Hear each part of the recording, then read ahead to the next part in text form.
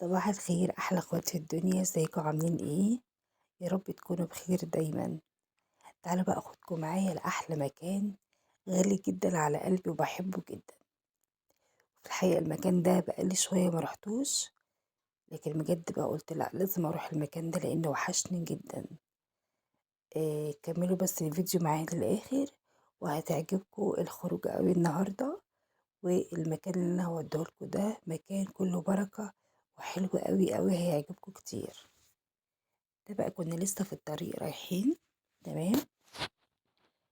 آه وبعدين كنا صاحيين طبعا من بدري جدا لأن المكان ده لازم تروحي من بدري. وصحينا الساعة 8 الصبح بقى وطلبنا أوبر.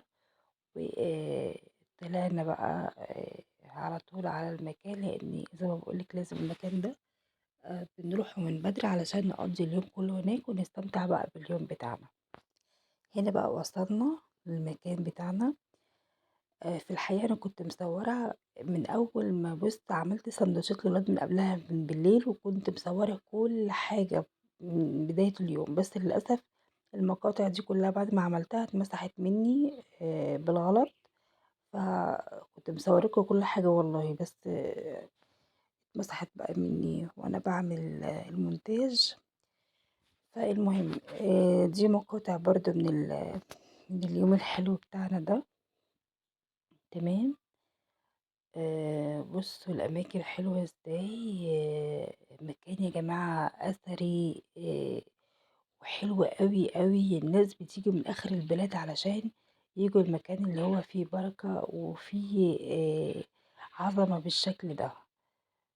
تمام. اليوم ده كان فيه أجانب كتير قوي والله، كنت مصورة لكم حاجات كتير زي ما بقول لكم. هوريكم برضو الأجانب بيجوا من آخر الدنيا علشان يجوا يشوفوا المكان الحلو ده وياخدوا بركته. هنا بقى الولاد طبعا كانوا فرحانين قوي مبسوطين وما بيصدقوا بقى ان هما يخرجوا كمان، فبيبقوا مبسوطين قوي.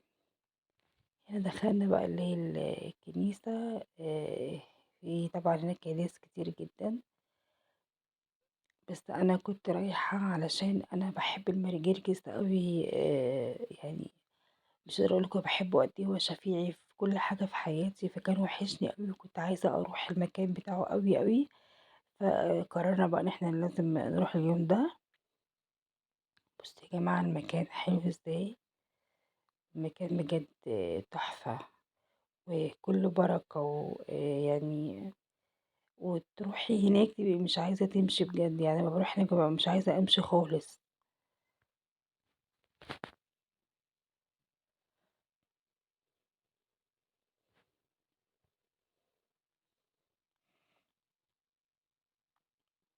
شايفين بقى المكان ده. اكيد في ناس عارفة المكان ده او ناس راحته او اللي ما راحوش اكيد يعني سمع عنه. مكان زي ما بقولك كبير جدا واثري، ومكان بجد يعني ما يتشبعش منه. هنا دخلنا بقى الكنيسة والهيكل. وهنا بقى ولعت الشمع وطبعا ولعت شمع لأبويا، ربنا يا رب يرحمه، وأتمنى إن انتوا كلكم تدعوا له بالرحمة. بصوا ده الهيكل. كنا واقفين وقفنا هنا برضو علشان نصلي. تمام.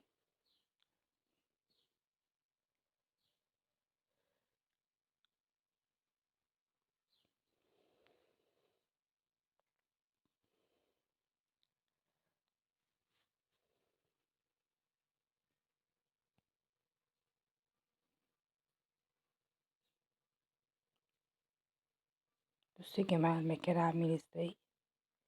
شايفين مكان كبير جدا، مكان كبير جدا والله ما كنتش عايزة أمشي بصراحة. المكان تحفة، المكان كله بركة. المكان تحس براحة نفسية قوي وانت هناك يعني. لما بروح بحس براحة نفسية وببقى مرتاحة جدا. رُحنا خدنا بركة المكان وصلّينا وفسّحنا الولاد وكان يوم بجد ممتع جدًا، كان يوم حلو أوي. وزي ما باقول لكم يعني بجد ناس كتير جدًا بتروح هناك، واليوم ده كان مليان بالأجانب، يعني مش قادرة أقول لكم كمية الناس اللي كانت موجودة مش قادرة أقول لكم قد إيه، من حلاوة المكان، يعني الناس بتيجي من آخر الدنيا علشان ييجوا المكان الحلو ده، 7 كنايس طبعًا معروف جدًا. تمام. جينا بقى هنا كنا لسه واقفين في نفس المكان، جينا دي بقى طلعنا مكان تاني بيبقى فوق كده أهو. فضل بقى الولاد يجروا ويلعبوا وكانوا فرحانين أوي. مش بنخرج كتير خصوصًا اليومين اللي فاتوا دول، كان اليومين اللي فاتوا دول الجو برد جدًا. وعايزة أقول لكم حاجة كمان، ما بلاش حد يتخدع في الجو ده يا جماعة علشان تقولوا بقى خلاص الجو بقى حر وكده. لأ، لو عايز تصيف بقى صيف على شم النسيم بقى، كل سنة وانتم طيبين، ده الوقت اللي هو بجد خلاص يعني تأكد ان الصيف خلاص بقى كده تمام. لكن دلوقتي ربنا يا رب يعافينا كلنا، الجو ده جو عايا، شوية حر وشوية برد، فهو بجد ده جو عايا، فمحدش يستعجل بقى ويصيف دلوقتي، يصبروا شوية.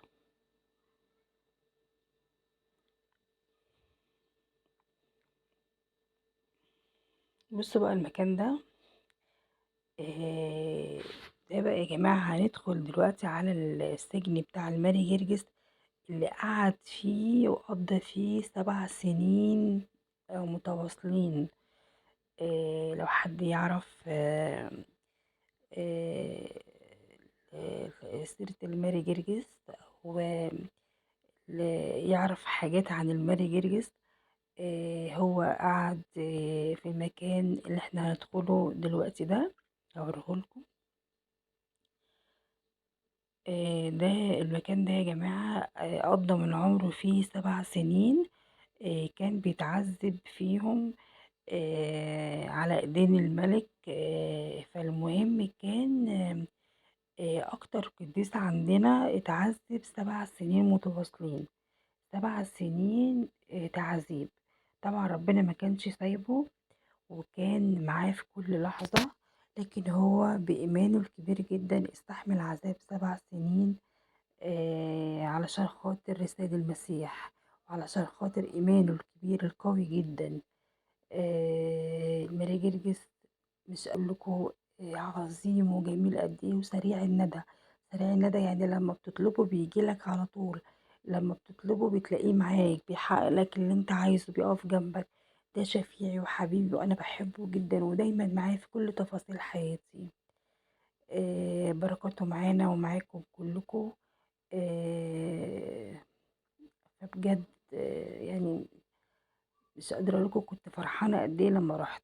هو ده بقى السجن اللي أنا باقول لكم عليه. بُصّوا، مكان صغير جدًا ومقفول، يعني بجد قد إيه قديس عظيم إن هو يستحمل ال7 سنين في مكان زي ده، ومع العذابات المستمرة طول الوقت.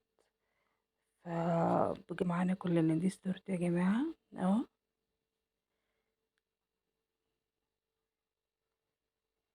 دي صورة الماري جرجس بالحصان بتاعه. أكيد كلكم طبعًا تعرفوه، وطبعًا الناس اللي هنا اللي هي مننا بقى من ديني طبعًا عارفة كل حاجة طبعًا عن المراجيح. أنا باتكلم عن الناس اللي هم حبايبنا إخواتنا المسلمين اللي هم ما يعرفوش قصة الماري جرجس يعني. تمام. بصوا بقى هنا كل الناس بتدخل تزور، ندخل نزور بقى المكان بتاع السجن بتاعه اللي هو بقول لكم كان قاعد فيه 7 سنين.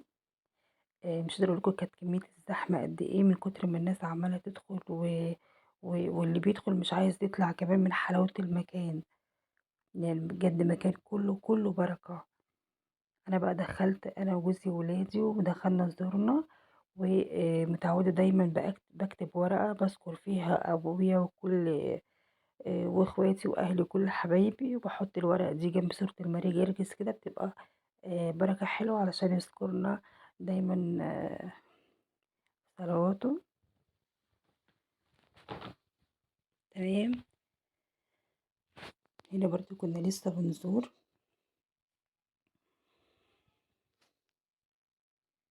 هو ده الماري جرجس، دي صورته. آه، وفي الفلوس اللي انتوا شايفينها دي بتبقى بركة، اللي عايز بيحط بركة يعني في، احنا بندخل بنحط اللي فيه نصيب كده بنحطه بركة للمكان وبركة للكنيسة. تمام. ده اكتر مكان كان وحشني قوي، وبجد كنت انا رايحة علشان المكان ده بالذات، اكتر مكان محبب لقلبي وكنت رايحة عشان المكان ده بالذات. انا بقول لكم رايحة اليوم ده علشان المكان ده، عشان السجن بتاع الماري. هنا بقى التراب اليونانية لو انتوا تعرفوها، في نفس المكان في تراب كده بتاعة اليونان. تمام. انا كمان بالمناسبة جوز عمتي مدفون هنا وتيتا الله يرحمها برضو مدفونة هنا، برضو ادعوا لهم بالرحمة. وانا كمان قعدت ارش مية بقى هنا و... صليت طبعا ليهم وبصوا الاماكن بقى، انا حبيت اصور لكم التراب بصوا عامله ازاي.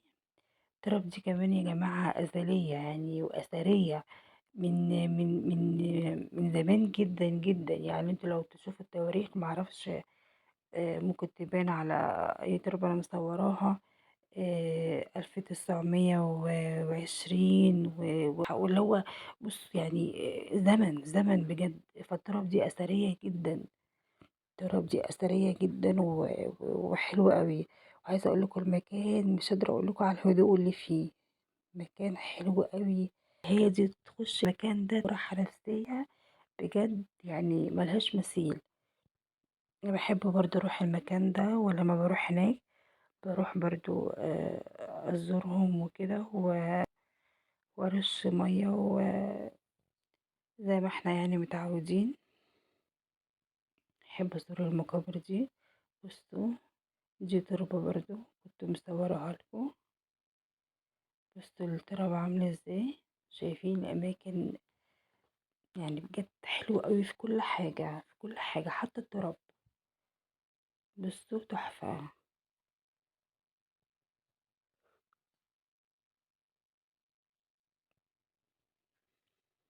بصوا يا جماعة التراب عاملة ازاي، شايفين،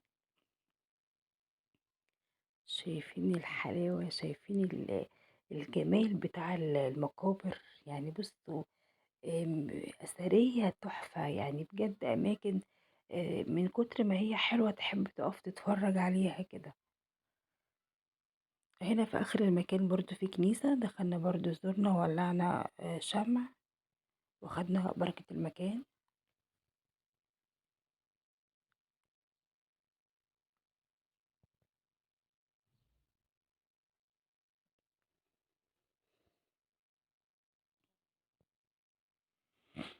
لسه برضو احنا في نفس المكان هو. دي كل دي تراب،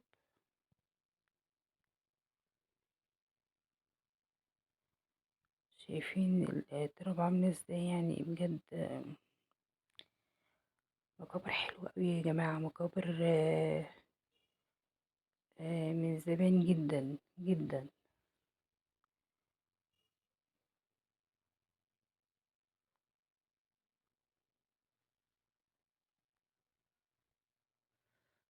ربنا يا رب يرحم الجميع يا رب، ربنا يرحمهم جميعا ويرحم أبويا وحماتي وكل موتانا يا رب. والله لو تشوفوا المكان ده عامل ازاي من كتر ما هو هادي يا جماعة، يا تحس براحة نفسية تبقى مش عايز تمشي من المكان. هدوء هدوء ومش قادرة اقول لكم يعني المكان كده يعني هادي هادي هادي وتحس إن أنت مرتاح أوي وأنت قاعد فيه. دول بقى الأجانب بيدخلوا برضه بيزوروا المكان دوت، وبيبقى معاهم جايين نظام رحلات، بيبقى معاهم المترجم بتاعهم، بيترجم لهم بقى كل حاجة وبيعرفهم كل حاجة في المكان، بيفهمهم كل حاجة في المكان، وبيشرح لهم بقى الأماكن دي من سنة كام وإيه فيها وحصل إيه، وبيقعد يفهمهم كل حاجة يعني في الأماكن. هما بيحبوا يجوا أوي المكان ده. فكانوا كتير جدا في اليوم ده أنا كنت مصورة لكم والله أماكن حلوة أوي وكانت مليانة أجانب كتير جدا. اليوم ده كان مليان أجانب كتير، وهو على طول المكان ده على طول بيجوا فيه الأجانب على طول كتير يعني.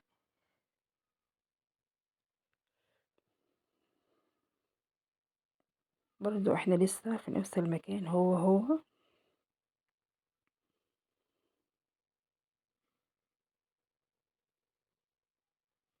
كنا بصراحة مستمتعين أوي في اليوم ده ومبسوطين، وما كناش عايزين نمشي خالص بصراحة، يعني من كتر ما هو المكان كان وحشنا أوي، ومن كتر حلاوة المكان بجد الواحد بيرتاح، بيبقى مبسوط أوي في المكان ده.